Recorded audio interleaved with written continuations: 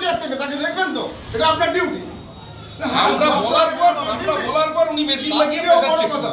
আর তাও বলে কথা আপনার টেন্ডেন্সি এটা ইগনোর করতেছে। পেশেন্টকে যারা পেশেন্ট পার্টি এসেছে একটা বাচ্চা ইগনোর করতেছে, এখান থেকে হাতিও সরকারি চাকরি করে।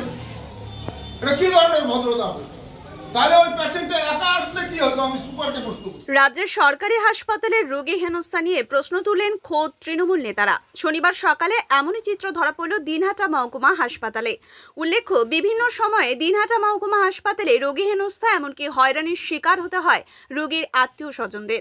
এমনই অভিযোগ পেয়ে রাজ্যের সরকারি হাসপাতালের রোগী হেনস্থা নিয়ে দিনহাটা মহকুমা হাসপাতালে গিয়ে সরব হল খোদ তৃণমূল কংগ্রেস নেতারা। মহকুমা হাসপাতাল পরিদর্শন করলেন তৃণমূল কংগ্রেসের নেতৃত্বরা। উপস্থিত ছিলেন দিনহাটা পৌরসভার ভাইস চেয়ারম্যান সাবির সাহা চৌধুরী, তৃণমূলের দিনহাটা শহর ব্লক সভাপতি বিশুধর সহ আরও অন্যান্য তৃণমূল নেতৃত্বরা। পরিদর্শন প্রসঙ্গে তৃণমূল নেতারা বলেন, বিভিন্ন সময়ে হাসপাতালে রোগীদের হেনস্থার শিকার হতে হয়। পাশাপাশি হাসপাতালে আউটডোরে সঠিক সময়ে চিকিৎসকরা বসে না, এমনই অভিযোগ এসেছে তাদের কাছে এবং মন্ত্রী উদয়ন গুহর কাছে। প্রসঙ্গত, গতকাল মন্ত্রী উদয়ন গুহ নিজের ফেসবুক অ্যাকাউন্টে দিনহাটা মহকুমা হাসপাতালে চিকিৎসা করাতে আসা এক রোগীকে হাসপাতাল থেকে বাড়ি নিয়ে যাওয়ার পরামর্শ এবং পরদিন দিনহাটার একটি নির্দিষ্ট বেসরকারি নার্সিংহোমে ভর্তি করার কথা বলার অভিযোগ ওঠে কর্তব্যরত এক মহিলা চিকিৎসকের বিরুদ্ধে।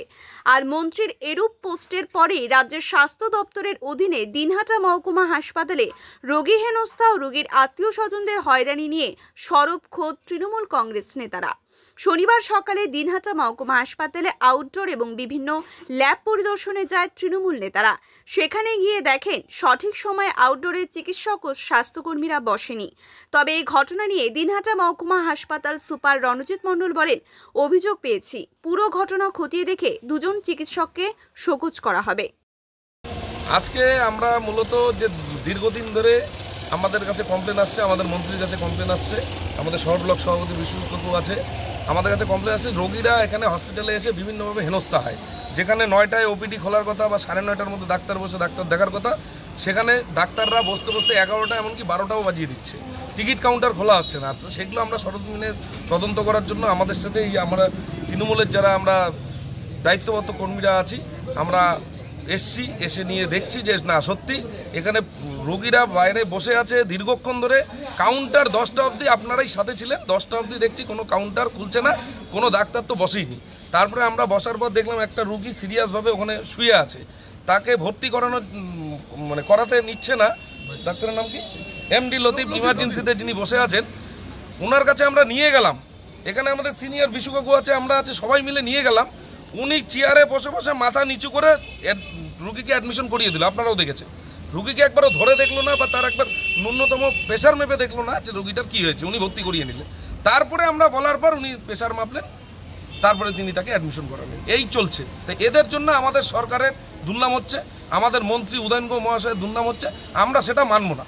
আমরা এখানে যারা ছাত্ররা আছে, যুবরা আছে, আমরা তৃণমূলের সৈনিকরা আছি, আমরা সরকারের পাশে থেকে যারা আমাদের সরকারকে কালিমালিপ্ত করার চেষ্টা করবে, আমরা তাদেরকে ছেড়ে কথা বলবো না। আজকে আমরা এখানে ওয়ার্নিং দিয়ে গেলাম, সোমবার থেকে প্রতিনিয়ত আমাদের কর্মীরা আমরা প্রতিনিয়ত দেখাশোনা করব, রোগীদের পাশে থাকব এবং এটার মনিটরিংয়ের জন্য আমাদের এখানে লোক থাকবে।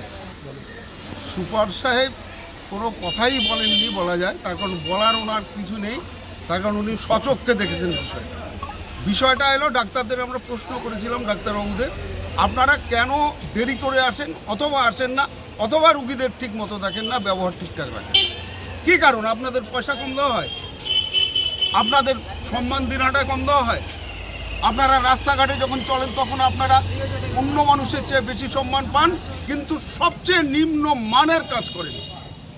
এবং চেম্বারে বসে শুধু নয়, হসপিটালে বসে আপনারা যেটা করেন, একটা রুগীকে ঠিক মতো দেখেন না, যাতে পরবর্তীকালে আপনার চেম্বারে গিয়ে বসে। আমরা ওদেরকে বললাম যে আপনারা সাবধান হন। তখন আপনারা দোয়াল বাঁধে রাস্তায় সমাবেশ করে রাত জেগে বলবেন ডাক্তারদের অমুক ব্যবস্থা করতে হবে, তমুক ব্যবস্থা করতে হবে, আর রুগীরা হাসপাতালে এসে 1% চিকিৎসা পাবে না। তার জন্য এবারও আমরা হসপিটালে আসছি, রাস্তায় যাব সরকারের পক্ষে। আমরা এটা বলবো যে মানুষ চিকিৎসা পাচ্ছে না, ডাক্তারবাবুরা জোর করে সরকারের কাছে আদায় করার চেষ্টা করছে সমস্ত সুযোগ সুবিধা, অথচ তারা সমাজের জন্য কিচ্ছু করছে না, রুগীদের জন্য কিছু করছে না। সময় মতো ওপিডিতে বসে না, একটা অভিযোগ। হ্যাঁ, ওই অভিযোগটা বিরুদ্ধে ব্যবস্থাও নেওয়া হচ্ছে। দুজন ডাক্তারকে শোকজও করা হবে এবং যাতে সবাই নিয়মিত ঠিকমতো পরিষেবা দেয় সেই জন্য ব্যবস্থাও নেওয়া হবে। কিছুক্ষণ রুগীর আত্মীয় বললো যে হাড়ের অর্থোপেডিক যিনি তিনি নেই, এ ঘর থেকে এ ঘর ঘুরে বেড়াচ্ছে, ডাক্তাররা তাদের বলছে না যে কোথায় আছে কি নেই, সেই কথাটাই তাকে বলছেন। আমাদের একজনই অর্থোপেডিক্স ডাক্তার, তিনি আজকে ছুটিতে আছেন।